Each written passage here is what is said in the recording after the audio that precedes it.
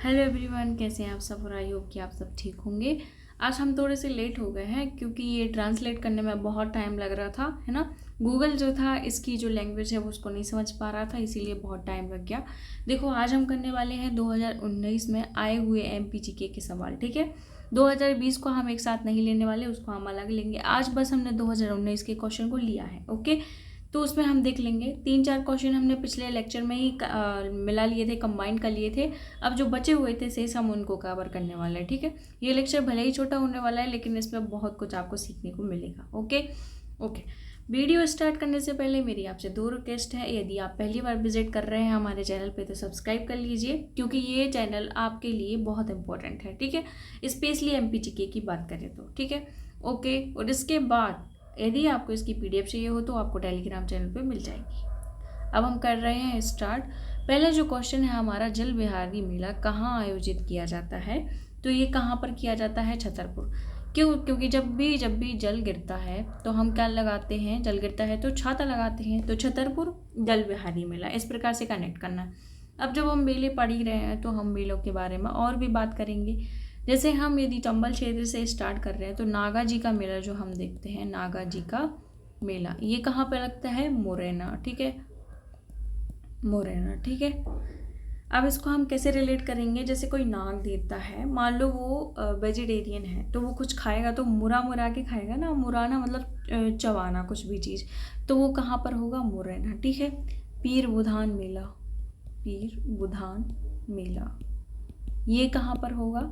शिवपुरी में, ठीक है। पीर बाबा बुद्धू हैं जो शिव की पूजा करते हैं, इस प्रकार से कुछ रिलेट कर देना कि पीर बाबा बुद्धू हैं जो शिव की पूजा करते हैं। एक प्रकार से ये ट्रिक बन जाएगी और आपको सीधा यदि आप ये रट लेते हैं तो शिवपुरी नाम आ जाएगा, ठीक है। इसके बाद हम देखेंगे और क्या रह गया है। और जब हम देखेंगे तेजाजी का मेला, ठीक है। तेजाजी का मेला जब हम देखते हैं तो ये कहाँ है? जैसे बहुत लोगों की बहुत तेज होते हैं। तेज कैसे होते हैं? क्योंकि उनकी बुद्धि बहुत तेज, कई गुना बड़ी होती है ना।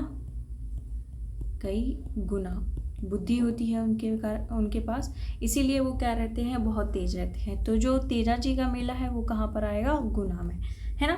फिर शहाबुद्दीन जो है, शहाबुद्दीन मेला, शहाबुद्दीन नवाज का मेला जब हम उनके बारे में बात करेंगे तो कहाँ आएगा? ये नीमच में, ठीक है, नीमच में। फिर इसके बाद हम आगे और देखेंगे, मेलाओं की बात करेंगे तो एक गरीब नाथ का मेला आएगा, गरीब नाथ का मेला।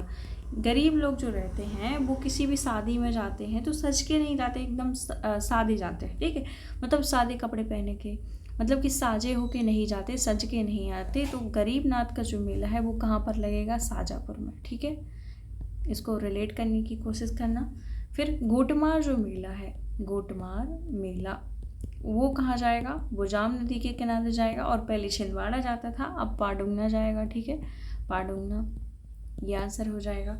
फिर जब हम सेकंड देखेंगे, बरमान का मेला, बरमान का मेला कहाँ पर जाएगा? ये 13 दिन के लिए लगता है नर्मदा नदी के किनारे। और कहाँ पर? नरसिंहपुर के गाडरवारा में, ठीक है, नरसिंहपुर, ये हमने कर लिया। इसके बाद जब हम देखेंगे सिंगाजी का मेला, देखो कोई भी सिंगिंग है, सिंगाजी मेला, ठीक है, कोई भी सॉन्ग है तो हम उसको खंड खंड करके बीच बीच में बांट के चीज़ों को अपन लिरिक्स में हम बांटते हैं, ठीक है, लिरिक्स में बांटते हैं, जिससे कि हमें वो याद हो जाए या फिर उसकी धुन आ जाए, ठीक है। तो 3 से 4 में हम जो है लाइन में बीच बीच में बांट बांट के उसको पढ़ते हैं, तो खंड खंड करके हम उसको पढ़ते हैं। तो सिंगाजी का जो मेला हो जाएगा वो कहाँ पर हो जाएगा? खंडवा, ठीक है, सिंगाजी का मेला ये कहाँ पे हो जाएगा? खंडवा। अब जैसे एक कालू जी महाराज रहते हैं तो उन्होंने कृपा कर दी, अब वो चले गए तो हम क्या कहते हैं? कालू जी महाराज चले गए। चले गए मतलब कि गोंद, है ना, गोविंद गोंद, तो गोंद मतलब कि खरगोन। तो कालू जी का जो मेला है वो कहाँ पर लगेगा? खरगोन में, पिपलिया खुर्द में। इस प्रकार से हमें थोड़े से कुछ जो मेले हैं हमने वो याद कर लिए इसकी सहायता से। आगे और भी आएंगे तो हम उसको करेंगे, ठीक है। अब क्या आ गया? काठी है। काठी क्या है? क्या हमने इसको नहीं पढ़ा है? हमने लोक नृत्यों में कंप्लीट कर लिया है, लोक नृत्य हमने पढ़े हुए थे। और लोक नृत्य है तो काठी क्या है? लोक नृत्य, ठीक है। अब हमारी आई कि काठी जो है कहाँ पर होता है? नेमार क्षेत्र में होता है ना, नेमार क्षेत्र में होता है काठी नृत्य। इसके अलावा कौन कौन सा होता है यदि हम देखें तो नेमार में फिफारिया होता है ना, मांडलिया होता है, मांडल्य नृत्य होता है। फिर गणगौर नृत्य होता है, जो कि गणगौर पर्व भी है, गणगौर है ना, गणगौर नृत्य, ठीक है, 9 दिन के लिए चलता है, ये भी निमाड़ क्षेत्र में होता है। फिर फेफारिया भी हो गया, मांडलिया भी हो गया, गणगौर नृत्य भी हो गया, डंडा नृत्य भी कर लो, डंडा नृत्य, ये मालवा और निमाड़ दोनों क्षेत्र में होता है, ठीक है। अब हमने ये कुछ नृत्य कर लिए निमाड़ क्षेत्र के, वहीं फिर अब हम आएंगे कहाँ पर, मालवा क्षेत्र में। तो मालवा में हमने कौन कौन से पिछली बार नृत्य देखे थे, देखो डंडा नृत्य यहाँ पर भी होगा, है ना, डंडा नृत्य। सेकंड हम और क्या ले लेंगे, यहाँ पे रजवाड़ी नृत्य ले लेंगे, रजवाड़ी मतलब राजवाड़ा है यहाँ पर, वहाँ से हम रिलेट कर सकेंगे इसको। भगोरिया नृत्य ले लेंगे, अट्या नृत्य ले लेंगे, है ना। इस प्रकार के जो नृत्य हैं वो कहाँ पर, हाँ, और एक इम्पॉर्टेंट है, मटकी नृत्य ले लेंगे, मटकी, हाथनी नृत्य ले लेंगे, झेला नृत्य ले लेंगे। इस प्रकार के जो नृत्य हैं वो हमारे मालवा क्षेत्र में होते हैं, ठीक है। ओके, अब हम कहाँ पर चलेंगे, सीधा बुंदेलखंड एरिया में चलेंगे। तो बुंदेलखंड का जो प्रसिद्ध लोक नृत्य है, और जो ना कि लोक नृत्य बल्कि हमारे संपूर्ण मध्य प्रदेश का राजकीय नृत्य है, वो कौन सा है, राई। राम सावाय पांडे इसी जो नृत्य है इसमें प्रमुख थे, कहाँ से थे, और वो सागर से थे। तो राई नृत्य को ले लेंगे हम। फिर किसको ले लेंगे, बधाई नृत्य को ले लेंगे, है ना, ढहरियाई नृत्य को ले लेंगे। फिर इसके बाद कनवा को ले लेंगे, कैनवा, कनवा। इस प्रकार के जो नृत्य है वो कहाँ पर होते हैं, हमारे राई क्षेत्र में होता है। मोनिया नृत्य भी जो है सतपुड़ा और बल्कि बुंदेलखंड दोनों क्षेत्रों में होता है, ठीक है। अब ये हो गए, बघेलखंड में बिरहा नृत्य हो गया, कहरवा नृत्य हो गया, है ना, बिरहा, कहरवा। और हाँ, नौरता जो नृत्य है वो भी बुंदेलखंड क्षेत्र में होता है, तो इसका भी, और नौरता जो नृत्य है वो जो कुंवारी कन्याएं हैं उनके द्वारा किया जाता है, ये भी हमें थोड़ा सा ध्यान रखना है, ठीक है। ओके, कहरवा, बिरहा, सुआ जो नृत्य हैं वो हमारे बघेलखंड में किए जाते हैं। अब कौन बचा है, अब बचा है चंबल क्षेत्र, चंबल क्षेत्र, या फिर उसी को हम बोलते हैं ग्वालियर क्षेत्र, ठीक है।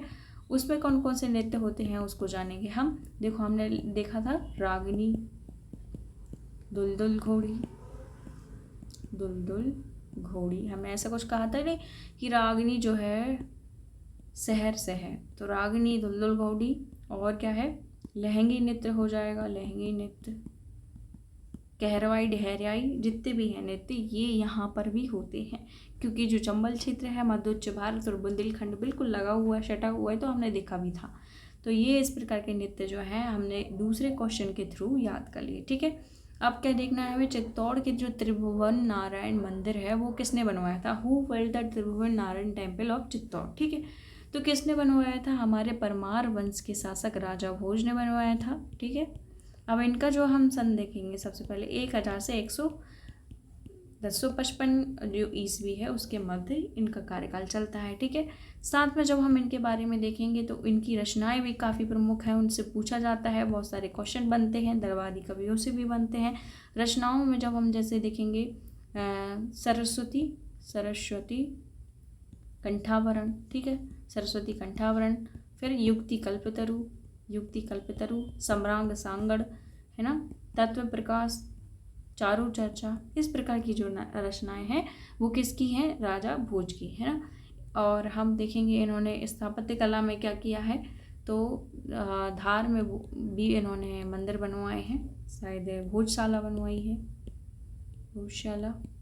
फिर भोजताल भी बनवाया है रायसीन में, भोजताल। और फिर जो साइक्लोपियन बांध था उसको भी निर्माण कराया है इन्होंने ही। और फिर त्रिभुवन जो नारायण मंदिर है इसका निर्माण भी चित्तौड़ में किया गया है, ठीक है, किसके द्वारा, राजा भोज के द्वारा। ये क्वेश्चन काफ़ी बार आ चुका है, बीएससी ने पूछा है, तो ये बहुत इंपॉर्टेंट है, इसको याद रखना, ठीक है। अब हम क्वेश्चन है कि रेशम बुनकरों की श्रेणी की जानकारी निम्नलिखित में से किस अभिलेख से मिलती है। तो ये 10पुर अभिलेख है, ठीक है। विज्ञापन का भी यहाँ पर एडवर्टाइजमेंट की भी जो है अभिलेख इसमें ही मिलता है। रेशम बुनकर श्रेणी की जानकारी भी मिलती है। इनके द्वारा जो सूर्ण मंदिर बनवाया गया था उसकी जानकारी भी मिलती है। और ये कहाँ पर है, ये मंदसौर में है। किसके द्वारा बनवाया गया था, ये औलीकर वंश के द्वारा, है ना, शिलालेख जो है औलीकर वंश द्वारा, ठीक है। बंधु वर्मा द्वारा रचित है ये। और इसके जो मतलब ये बंधु वर्मा जो रहते हैं इस समय के शासक रहते हैं। और रचयिता कौन रहता है इनका, वत्स भट्टी, ठीक है, वत्स भट्टी। आई होप कि आपको क्लियर हो, ठीक है। इसके बाद जब हम नेक्स्ट देखेंगे तो इसमें कुछ और भी लिखे हैं, जैसे प्रयाग प्रशस्ति। जब आप हिस्ट्री पढ़ेंगे और आप समुद्रगुप्त पे जाएंगे तो समुद्रगुप्त के जो राजकीय कवि रहते हैं हरिसेन, उनके द्वारा प्रयाग प्रशस्ति लिखी। प्रशस्ति का नाम ही है एक ऐसा है कि प्रशस्ति का मतलब है किसी की प्रशंसा करना, किसी के राजा की प्रशंसा करने के लिए प्रशस्ति का यूज़ किया जाता है, ठीक है। तो उसमें जो समुद्रगुप्त ने बहुत सारे युद्ध किए थे और उन पर विजय प्राप्त की थी, जैसे आर्यावर्त दक्षिणावर्त जो भी हो गए, तो वो हरिसेन द्वारा समुद्रगुप्त के उपलक्ष्य में लिखे जाते हैं, ठीक है। ये हो गया। फिर जब हम एरन अभिलेख देखते हैं तो एरन जो शिलालेख है कहाँ पर है, पहली बात तो ताम्रपाषाण कालीन स्थल भी है, ठीक है। कायथा और एरन ताम्रपाषाण कालीन भी स्थल है यदि हम स्टार्टिंग से देखें तो। और फिर इसके बाद आता है कि एरन शिलालेख जो है इसमें सती प्रथा और साथ साथ इसमें हूण आक्रमण जैसी जो भी है इनके बारे में जानकारी मिलती है, ठीक है। अब हाथी गुम्फा शिलालेख भी देख लेते हैं यहीं पे। यदि आप ओवरऑल एमपी हिस्ट्री पढ़ रहे हो, इंडियन हिस्ट्री, तो हाथी गुम्फा जो शिलालेख है वो कहाँ पर है, उड़ीसा में। किसके द्वारा लिखवाया गया था, तो हाथी गुफा जो है राजा खारवेल द्वारा लिखा गया था। अब इसमें किस प्रकार की जानकारी, पहली बात तो ये जो है ये डेट विहीन है, मतलब कि इसमें कोई भी डेट नहीं लिखी है। इसमें भारतवर्ष का नाम आता है सबसे पहले, है ना, जिसमें इस बात का उल्लेख रहता है कि जो भौगोलिक तौर पे भारत का यूज हुआ होता है, ठीक है। महाराजा की उपाधि भी यहीं पर मिली है सर्वप्रथम। साथ में इसमें जो है ये जैन परंपरा से रिलेटेड है, ठीक है। ओके, राजा खारवेल जैन धर्म को अपनाए थे, ये भी ध्यान देना है। अब देखो फिर हम देखेंगे निम्नलिखित में से परमार राजवंश के इतिहास में प्रकाश डालने वाले कौन कौन से ग्रंथ हैं। क्या पद्म गुप्त का नवशैशांक चरित है, क्या मेरुतंग का प्रबंध चिंतामणि है, क्या उदय प्रशस्ति है, उदयादित्य ने लिखवाई थी उदयपुर प्रशस्ति, क्या ये तीनों हैं, बिल्कुल हाँ, ये चारों सभी सही हो जाएंगे, ठीक है। तो इसमें कोई रॉकेट साइंस नहीं है। बाकी जो क्वेश्चन मुझे समझाना रहता है तो वो मैं समझा देती हूँ। अब देखो क्या लिखा है, बहुत इंटरेस्टिंग सा क्वेश्चन है और आगे चल के रिपीट हो सकता है, तो हम देख लेते हैं कि 1922 में मध्य प्रदेश में जन्मा, किंतु 1950 के बाद फ्रांस में कार्य करने के लिए रहने लगे। फिर 2016 में नई दिल्ली में उनके देहावसान हो गया, डेथ हो गई, है ना। Which of the following painters was born in Madhya Pradesh in 1922, birth in France after 1950 and died in Delhi 2016, ठीक है। तो ये कौन थे, सैयद हैदर रजा थे। कौन थे, चित्रकार थे, यहाँ पर साफ साफ लिखा हुआ है, और मध्य प्रदेश में जन्मे थे। तो इस प्रकार से घुमा के भी क्वेश्चन आ सकता है। अब आ जाएगा जो हैदर रजा है वो किस शैली से संबंधित है, तो चित्रकार थे वो। ये क्वेश्चन पीएससी ने डिलीट कर दिया है तो हम इसको नहीं पढ़ेंगे, आगे चलेंगे डायरेक्ट। मध्य प्रदेश के किस राज्य की सीमा नहीं मिलती मध्य प्रदेश से। क्या राजस्थान की मिलती है, जी हाँ। क्या गुजरात की मिलती है, जी हाँ। क्या झारखंड की मिलती है, जी नहीं। क्या महाराष्ट्र की मिलती है, जी हाँ।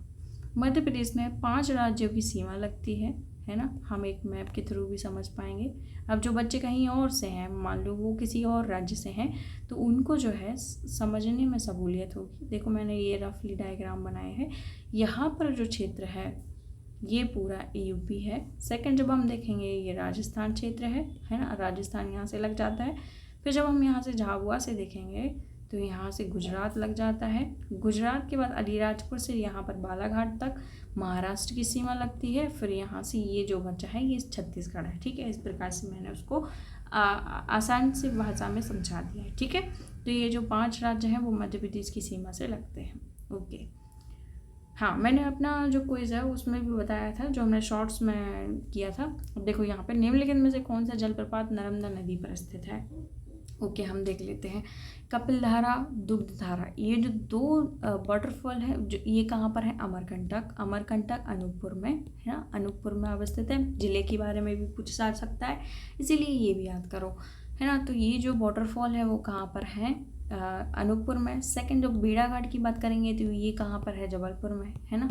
और किस नदी पे बना हुआ है, ये भी नर्मदा नदी पर बना हुआ है। फिर जब भालूकुंड या भालकुंड आएगा, ये हटा दो, तो भालकुंड जो जलप्रपात है वो कहाँ पर बना हुआ है, सागर में, सागर के राहतगढ़ के पास। और किस नदी पे, बीना नदी जो है बेतवा की सहायक नदी है, ठीक है।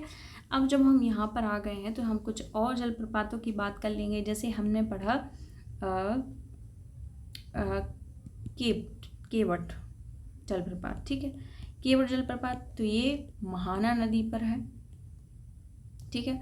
दूसरा चचाई जलप्रपात, तो ये किस नदी पर है, बीहड़ नदी पर है। बहुटिक जलप्रपात, ये किस नदी पर है, ये सैलर नदी पर है। कहाँ पर है, ये मऊगंज में आ गया है अब, ठीक है। तो ये जो है रीवा और मऊगंज क्षेत्र के हो गए जलप्रपात। इसके अलावा जब हम देखेंगे तो अप्सरा जलप्रपात या बी फॉल जलप्रपात, ये कहाँ पर है, ये होशंगाबाद में है, ठीक है। कुछ ये जलप्रपात थे जो कि इम्पोर्टेंट भी हैं, पूछे जा सकते हैं, इसीलिए मैंने बता दिया। अब ये पूछा है, देखो हम नेशनल हाईवे अलग से कर लेंगे, अभी हम इसको कवर नहीं कर रहे। इसमें लिखा है निम्नलिखित में से कौन सा राष्ट्रीय राजमार्ग मध्य प्रदेश से गुजरता है, तो नेशनल हाईवे 8 लिखा है आंसर में, तो ये गुजरता है, ठीक है। फिर क्या लिखा है कि सतपुड़ा क्षेत्र में स्थित श्रृंखलाओं में पश्चिम से पूर्व की ओर, क्वेश्चन को ध्यान से पढ़ना है, क्या लिखा है, पश्चिम से पूर्व की ओर उनकी स्थिति का दर्शाने वाला निम्नलिखित में से कौन सा क्रम सही है। तो मतलब पहले हमें पश्चिम मानना पड़ेगा, है ना। वेस्ट से ईस्ट की ओर के बारे में बात करता है। देखो जहाँ तक हमें सतपुड़ा का याद है तो हमने 3 श्रेणी पढ़ी थी, है ना, 3 श्रेणी पढ़ी थी। एक हमने राजपीपला पढ़ी थी, महादेव पढ़ी थी, मैकल पढ़ी थी। अब हमें ये पता है कि ईस्ट की साइड मैकल होनी चाहिए, तो मैकल यहाँ पर भी है, मैकल यहाँ पर भी है, ठीक है। 2 ऑप्शन में मैकल है ना। ये चौथा ऑप्शन है जिसमें बड़वानी है, बाकी हमने 2 ऑप्शन में देख लिया मैकल है। अब पश्चिम से पूर्व की बात कर रहा है तो हम देखो बीच में महादेव आएगी, बिल्कुल आएगी। पहले महादेव नहीं आ सकती क्योंकि पहले तो राजपीपला आएगी, तो यहाँ पर पहले बड़वानी आएगा, बीच में महादेव आएगा, और पूर्व में जब हम ईस्ट में जाएंगे तो मैकल आएगा, ठीक है। ये हो गया हमारा आंसर, फर्स्ट आंसर हो जाएगा। फिर क्या लिखा है कि जो कौन सी नदी घाटी है गहरी खड्ड भूमि के लिए प्रख्यात है, जो गड्ढे बना देती है अपने स्थान जहाँ से गुजरती है। तो हमने क्या ये नहीं पढ़ा है। अबनालिका अपर्दन जो नदी करती है वो कौन सी थी, चंबल नदी थी जो अबनालिका अपर्दन करती है, तो इसका ये आंसर हो जाएगा। फिर क्या लिखा है कि इंदौर से जयपुर को जोड़ने वाला जो राष्ट्रीय राजमार्ग है, मतलब कि हमें नेशनल हाईवे पढ़ने हैं तरीके से, ठीक है। तो यहाँ पर तो ये आंसर हो जाएगा, बाकी हम करेंगे बहुत तरीके से, ठीक है, याद कराने की भी कोशिश करेंगे जिससे कि आपको याद रहे। अब फिर लिखा है मध्य प्रदेश की निम्नलिखित शहरों में से किसकी जनसंख्या के आधार पर जनगणना के अनुसार 10 लाख से अधिक जनसंख्या नहीं है, ठीक है। जो सेंसस 2011 है उसमें पूछा गया है कि कौन सा ऐसा सिटी है या फिर जिला है जहाँ पर जनसंख्या 10 लाख से अधिक नहीं है। क्या हमने इंदौर पढ़ा था, बिल्कुल पढ़ा था। क्या हमने भोपाल पढ़ा था, बिल्कुल पढ़ा था। जबलपुर भी पढ़ा था, ठीक है। सागर ग्वालियर क्षेत्र पढ़े थे जिनकी जनसंख्या जो है 10 लाख से अधिक। लेकिन क्या हमने उज्जैन पढ़ा था, बिल्कुल नहीं। तो ये आंसर जो है गलत हो जाएगा, ठीक है। फिर क्या लिखा है कि मध्य प्रदेश की पिछली जो विधानसभा है 2014 और 18 के अध्यक्ष कौन थे। देखो अच्छी चीज़ ये हो गई कि हमें आगे के अध्यक्ष नहीं दिए हैं, पेपर जो है 2019 का है, तो ये अच्छी बात है कि उन्होंने करंट अफेयर के व्यू में पूछा था। तो हमने देखा है कि पहले जो अध्यक्ष हैं वो कौन से हैं, कुंजीलाल दुबे, फिर ईश्वर दास रोहाणी, सीतासरण शर्मा और फिर राजेंद्र सिंह। यज्ञ कर रहे थे कौन, राजेंद्र सिंह, और श्री राम भी उनके साथ थे। हमने ऐसा कुछ ट्रिक बनाया था। तो पहले तो ये थे, फिर इसके बाद ये थे। अब ये तो थे, लेकिन जो 2014 और 18 के मध्य कौन थे, सीतासरण शर्मा, ये आंसर हो जाएगा सी नंबर, ठीक। फिर इसके बाद कौन थे, श्री नर्मदा प्रसाद प्रजापति। फिर कौन थे, फिर थे गिरीश गौतम थे क्या, हाँ गिरीश गौतम थे। फिर थे कौन, नरेंद्र सिंह तोमर, ठीक है। तो ये आंसर सही हो जाएगा हमारा। वर्तमान में कौन है जब आएगा तो नरेंद्र सिंह तोमर हमारा आंसर हो जाएगा, ठीक है। फिर क्या पूछा है कि निम्नलिखित में से कौन सा मध्य प्रदेश का राज्यपाल नहीं रहा है, बलराम जाखड़। हमने इनके बारे में क्या पढ़ा था, लोकसभा अध्यक्ष रहे हैं या लोकसभा सदस्य रहे हैं, ठीक है। 2 बार लोकसभा सदस्य रहे हैं, हमने इनके बारे में पढ़ा था। रामेश्वर ठाकुर, ये यूपी से संबंध रखते हैं। भाई महावीर, जब मध्य प्रदेश का विभाजन हुआ था, ये है ना 1 नवंबर 2000 को, सन 2000 को, इस समय कौन था राज्यपाल, तो ये भाई महावीर थे। साथ में ये कहाँ से संबंध रखते हैं, लाहौर से। लाहौर कौन सा, पाकिस्तान वाला, ठीक है। तो ये क्वेश्चन हमारा कौन आ जाएगा, फिर न्यायमूर्ति जो अंशुमान सिंह हैं वो राज्यपाल नहीं थे। फिर 19 क्वेश्चन जब हम देखेंगे, 119 सॉरी, मध्य प्रदेश राज्य निर्वाचन आयुक्त में कौन आयुक्त नहीं रहा है। क्या हमने आयोग नहीं पढ़ लिए हैं। उसमें हमने गोपाल शरण शुक्ल भी देखे थे, आर परशुराम भी देखे थे, अजीत राय झाला को भी देखा था, लेकिन अमित बैस को नहीं देखा था। तो ये आंसर हो जाएगा। अब आप पूछेंगे आपको कैसे याद हो गया, तो मैंने आपसे तब भी बोला था कि जब आप बार बार उनकी लिस्ट को देखोगे, उनके नामों को देखोगे, अपने आप आपको कहीं ना कहीं ये लगेगा कि हमने कहीं ना कहीं तो ये पढ़ा था। तो इस प्रकार से आप उसको याद कर सकते हो, ठीक है। हाँ, फिर क्या लिखा है, मध्य प्रदेश राज्य निर्वाचन आयोग के गठन के पश्चात कितनी बार पंचायतों के आम चुनाव हो चुके हैं? Since the formation of state election commission in Madhya Pradesh, how many times have general election of panchayat been held? तो 6th टाइम बाद, ये करेंट अफेयर 2019 के समय का है, अभी भी यही है शायद। अब क्या पूछा है, मध्य प्रदेश का कौन सा हवाई अड्डा क्रियाशील नहीं है? तो ये पन्ना इसका आंसर हो जाएगा। औद्योगिक विकास केंद्र बानमूर मुरैना में है, ठीक है। मध्य प्रदेश के किस जिले में? मुरैना में है। सीमेंट से रिलेटेड फैक्ट्री भी है। साथ में जो पत्थर रहता है, कौन सा, तंबाकू वाला नहीं, चूना पत्थर है ना, उससे रिलेटेड भी है। और फिर हम देखेंगे निर्यात उन्नीकृत शहर में निम्नलिखित में से कौन से दूसरे, देखो अभी भी यही है, मोस्ट इंपॉर्टेंट है, देवास, इंदौर और धार को भी ले लेना। ये जो है निर्यात की श्रेणी में ये जिले बहुत प्रमुख है और इम्पोर्टेंट भी है, ठीक है, अभी भी और तब भी। फिर क्या लिखा है कि मध्य प्रदेश में गरीब परिवारों की विवाह योग्य जो कन्याएं रहती हैं, आर्थिक सहायता हेतु कौन सी योजना है? मुख्यमंत्री कन्यादान योजना। कि 2019 में इन्होंने राशि कितनी बढ़ा दी थी? देखो पहली बात तो ये जो मुख्यमंत्री कन्यादान योजना है कब लाई गई थी, ये क्वेश्चन हमने PYQ में कर लिया है, तो 2006 में, ठीक है। अब कितनी राशि कर दी गई है? तो ये राशि कर दी है 51,000 रुपये, ठीक है, काफ़ी कर दी गई है। अब देखो लास्ट क्वेश्चन जो हम देखने वाले हैं, मध्य प्रदेश में जो वित्त निगम है उसका मुख्यालय कहाँ पर है? तो ये मुख्यालय हमारा कहाँ हो जाएगा, कहाँ पे ज़्यादा पैसा है? भोपाल में, इंदौर है। डेवलपमेंट तो हमें इंदौर में ज़्यादा देखने को मिलता है, तो क्या आंसर हो जाएगा? इंदौर। अब मिनी मुंबई भी कहा जाता है, ऐसा लगता है कि हाँ ठीक है वहाँ पे ज़्यादा पैसा होगा, तो उस हिसाब से हम इंदौर याद कर लेंगे। ये बस ट्रिक है बताने के लिए, ठीक है। आई होप कि आपको लेक्चर पसंद आया होगा। फिर मिलते हैं किसी नए लेक्चर के साथ। हाँ, और इस बार शायद मैं आशा करती हूँ कि किसी इंग्लिश मीडियम वाले बच्चे को परेशानी ना हुई हो, क्योंकि मैंने प्रॉपर ट्रांसलेट करने की कोशिश की है, ठीक है। फिर मिलते हैं किसी नए लेक्चर के साथ, तब तक के लिए धन्यवाद।